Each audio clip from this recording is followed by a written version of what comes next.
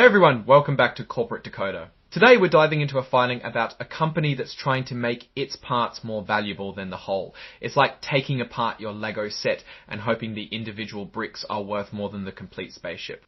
Today we're looking at Oyster Enterprises Accession Corp, a special purpose acquisition company or SPAC.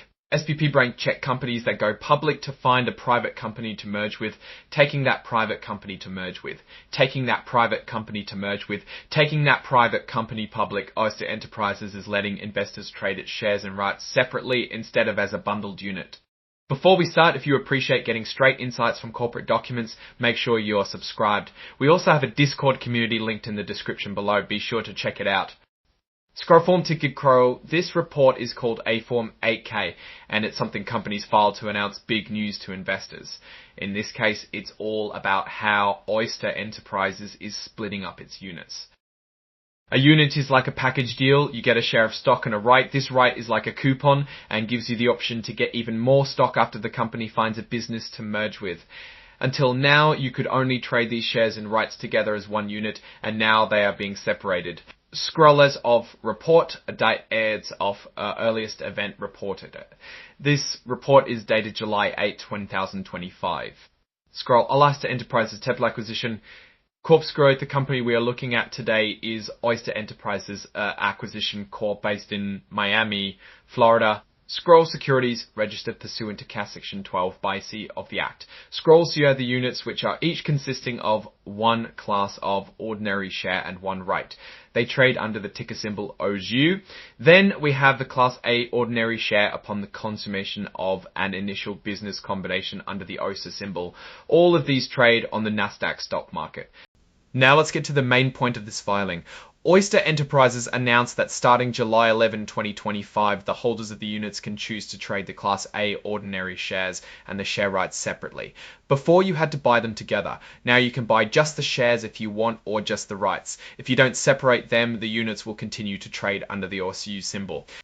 If you own these units and want to separate them, you'll need to contact your broker, who then will contact Continental Stock Transfer and Trust Company, who is the transfer agent for Oyster. They'll handle the separation of the units into individual shares and rights. The company included a press release to inform the public about this change. It does not really add much information beyond what we already know. So what does all of this mean? Well, it's all about giving investors more flexibility. Some investors might only want the shares, others might be more interested in the rights, which could pay off if Oyster finds a good company to merge with. By separating the units, Oyster is hoping to make its securities more attractive to a wider range of investors. Typically, when these actions happen, splitting the unit, the different rights and shares can be valued in different ways now that they're split.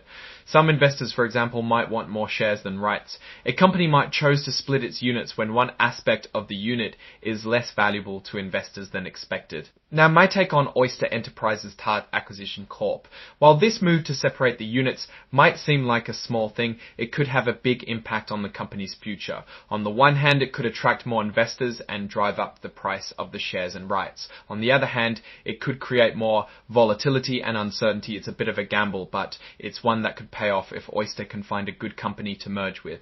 This is always a risk when you are dealing with companies who need to take action to make their shares more attractive. There is always an underlying reason why they feel the need to act. I hope this analysis helped you understand this SEC filing. What's your take on Oyster Enterprises Acquisition Corp and its decision to separate its units?